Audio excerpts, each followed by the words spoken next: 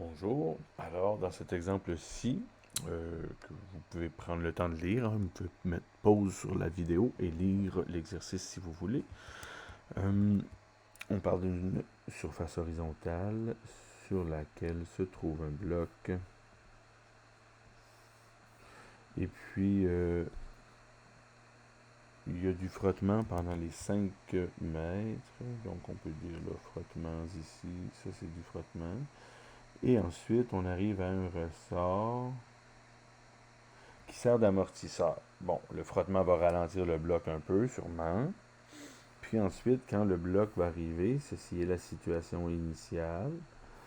On peut indiquer les paramètres, hein, la vitesse initiale, elle est connue. On peut indiquer là, la distance qu'il va y avoir pendant la première phase de mouvement avec frottement. Et ensuite, on peut indiquer dans la situation finale, le ressort sera peut-être plus comprimé et le bloc sera ici, puis il y aura eu une compression finale du ressort de X final ici. Donc c'est comme si ce que j'avais écrit ici, c'est la compression initiale du ressort qui est nulle.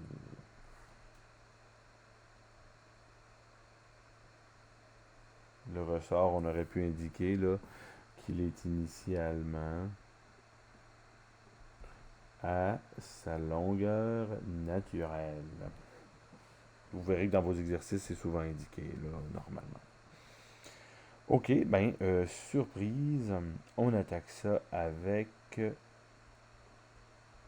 le principe de la conservation ou non de l'énergie.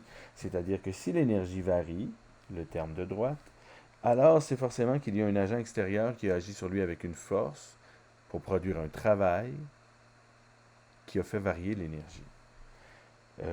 Les travails qui font varier l'énergie, ben, ça peut être des frottements ou des forces extérieures. Ici, il y a clairement un frottement, mais on ne parle pas d'une personne qui pousse pendant tout le mouvement, là, en courant, qui ferait une force extérieure. Hein. On n'a pas parlé de ça.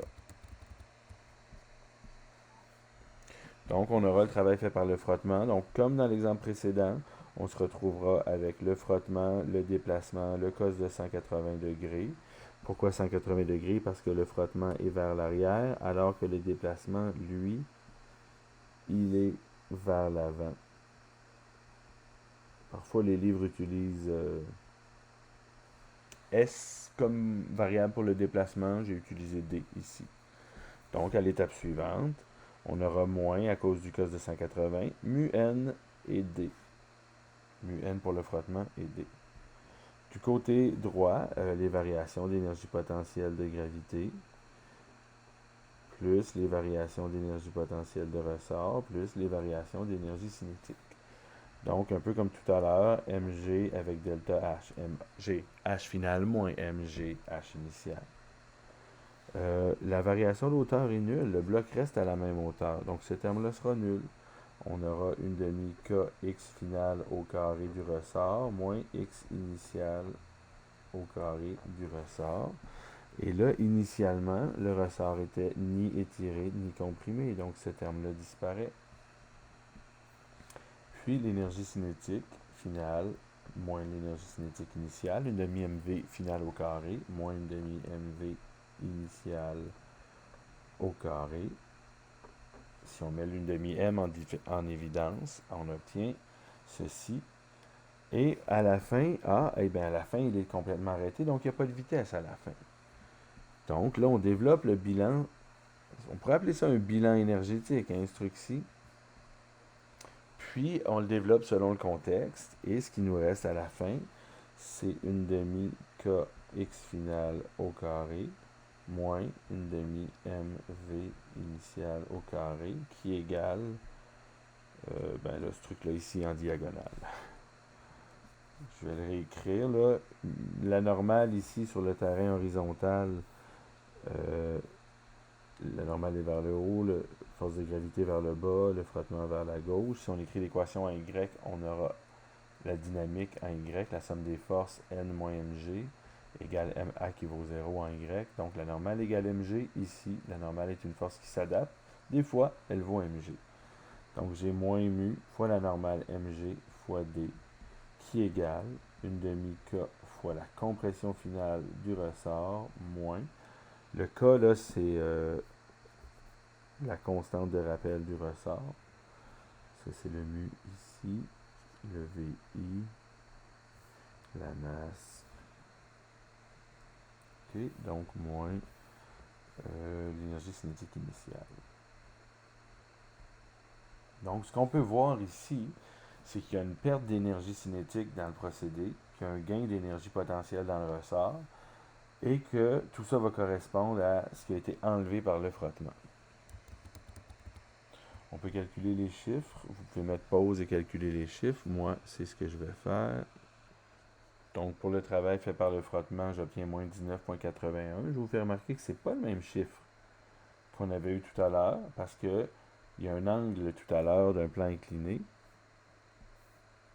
On avait un angle qui causait une normale qui n'égalait pas mg, mais bien mg cos sur le plan incliné.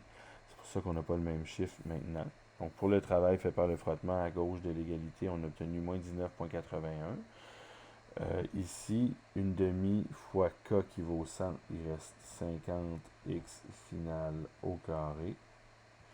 Le frottement s'arrêtait là, hein, 5 mètres. Ensuite, le x, il n'y avait pas de frottement sur la distance x. Donc, c'est pour ça que j'ai pu mettre 5 mètres ici.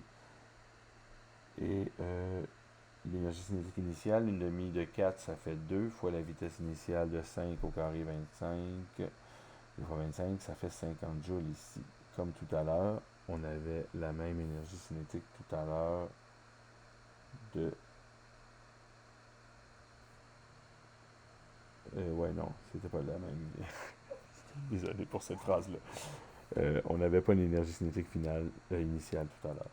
Donc, la moitié de 4 qui vaut 2 fois la vitesse initiale de 5 au carré 25 fois 2, ça fait bien 50 joules ici d'énergie cinétique initiale. OK, donc on avait 50 joules d'énergie initiale. Le frottement nous en enlève 19,81. Tout ça se retrouve sous forme d'énergie potentielle dans le ressort. On a 50 XF final, une demi-K, une demi de 100. XF final au carré. Le moins 50 à droite, je l'envoie à gauche, ça fait 50 moins 19,81. C'est donc l'énergie qu'il y aura dans le ressort, ça, 30,19. Puis on peut obtenir la compression du ressort. Bon, on pourrait choisir la réponse négative pour dire que c'est une compression et non un allongement. C'est pas vraiment très grave là. On peut le calculer. Ça me donne environ la racine de 0,6. 0,78 environ. 18 cm. C'est beaucoup. Ça prend un long ressort. D'accord? Voilà comment on développe et qu'on résout un numéro comme ceci quand il y a du frottement et un ressort en l'occurrence. Dans le prochain exemple, là, il y aura plusieurs objets. On arrive aux situations les plus complexes qu'on peut voir là, en translation. Il y aura un exemple à la fin avec de la rotation.